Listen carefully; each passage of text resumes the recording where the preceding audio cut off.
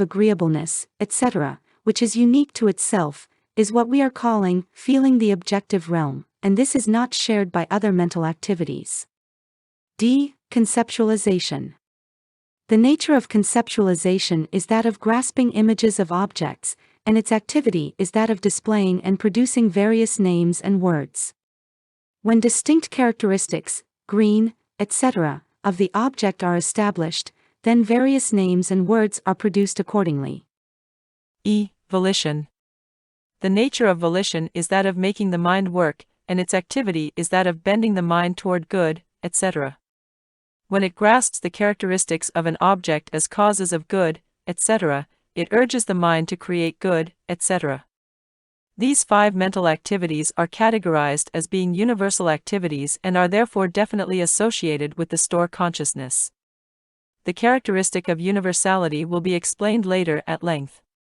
These 5 mental activities, contact, etc., although different from the mode of activity of this consciousness as retribution, are similar to it in terms of time of occurrence, support, object, etc., and for that reason are said to be associated. The mode of activity of this consciousness is extremely inacute, unable to discriminate the character of objects as agreeable or disagreeable. It is subtle and fine, of a single species, and evolves in a continuous series, and for these reasons it is said, by Vasubandhu, that it is only associated with the feeling of indifference.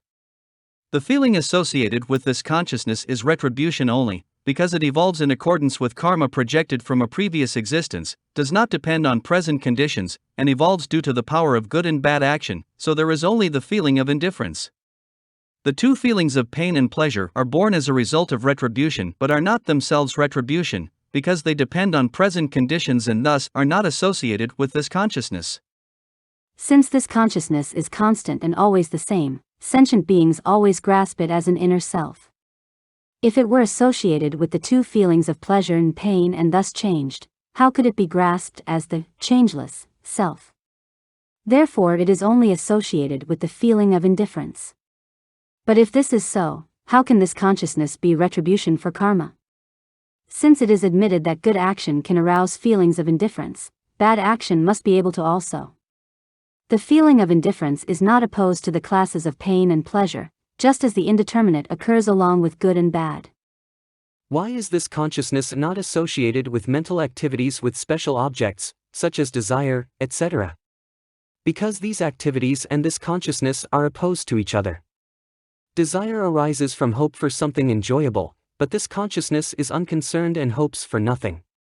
Resolve comes from ascertainment of definite things, but this consciousness is dull and does not ascertain. Memory only occurs when one clearly remembers something known or practiced, but this consciousness is weak and dull and remembers nothing. Meditation is the ability to keep mind fixed on a single object, but this consciousness is unconcerned and has different objects of perception from instant to instant. Discernment occurs when there is an examination of such things as qualities, but this consciousness is subtle and dull and cannot examine. Therefore this consciousness is not associated with mental activities with special objects.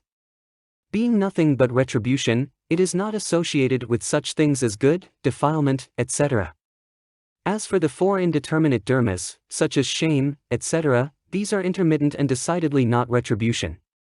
15. The nature of the 8th consciousness dharmas are of 4 kinds: good, bad, indeterminate and veiled li, defiled, and indeterminate and unveiled. In which kind is the alaya consciousness included? It is only indeterminate and unveiled, because its nature is that of retribution. If retribution were good, soiled, etc., then rebirth in samskara would not occur, nor would return to urgna, and extinction occur. Also, because this consciousness is the support of good, defiled dharmas, if it were itself good or defiled, it and dharmas would be contradictory and it could not act as the support for these 2 dharmas. Also, because this consciousness is by nature perfumable, then, if it were good or defiled, like something with a very fragrant odor, it could not take perfuming. If there were no perfuming, then impure or pure causes and results would not occur. Therefore this consciousness is morally indeterminate and unveiled only. The term veiled refers to a soiled dharma, because it constitutes an obstacle, like a veil, to the holy path, and also because it obscures mind and prevents purification. This consciousness is not soiled, and so it is said to be unveiled. Determinate means either good or bad, because good and bad have desirable or undesirable results, and consequently, being of exceptionally strong natures, can be determined, as one or the other. This consciousness is neither good nor bad, therefore, it is called indeterminate. 16. The nature of mental activities. Vasubandhu's verses continue, and the same is true of mental contact, etc. This means that contact is like the eighth consciousness in being morally indeterminate and undefiled. Contact, attention, feeling, conceptualization, and volition are like it because associated dharmas must have the same moral nature. Or, the verse means that these five, such as contact, are like the alaya consciousness in being retribution, in the way that their mode of activity and objects are unknowable, in having as object three kinds of things, in being associated with five dharmas, and in being morally indeterminate and undefiled. There is another interpretation, by Nanda, to the effect that the similarity of contact, etc., to the Glaya is that both are retribution and contain all the seeds, and are indeterminate and undefiled, etc., and thus the word same is unrestricted in its reference. This is unreasonable. Why? Because contact, etc., are supported by the eighth consciousness and are not independent. Like covetousness, faith, etc., are not perfumable, so how can they hold seeds in the way the eighth consciousness does? Also, if contact, etc., can be perfumed, would not sentient beings each have 6 kinds of substance? If that were the case, from what seeds would the results be born?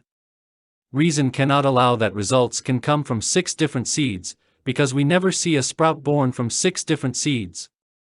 If you claim that the result is produced from only one seed, then what is the use of the other 5? Nor can it be said that seeds produce results in succession, because perfuming occurs simultaneously and has the same power, etc. Nor can you say that 6 results are born simultaneously, because no sentient being has 6 visual consciousnesses born at the same time in the space of an instant. Nanda replies, I never said that contact, etc., can be perfumed and hold seeds. Dharmapala says, if that is not so, then how can contact, etc., like the eighth consciousness, be called possessing all seeds? Nanda replies, I mean that contact, etc., can be called possessing all seeds in the sense that these 5 mental activities have characteristics similar to seeds. They have the same objects as consciousness, and cognac in the formless realm has an object, and, since there is no form, a proximate objective condition, in the form of seeds, must exist. These quasi-seeds are not the causes that engender actual consciousness, just as contact, etc., in the formless realm, like visual organs, etc., are not the support of consciousness. They are like the semblance of fire, which has no function of burning. Dharmapala replies, that solution to your problem is unreasonable, because if contact, etc., have the images of quasi-seeds, etc., as objects, that which they grasp and their place will be mixed with the eighth consciousness, which Vasubandhu says alone holds seeds. Consequently, the expression all seeds is to be taken as meaning that it takes perfuming and holds seeds. If that is not so, then Vasubandhu's verse is guilty of needless repetition.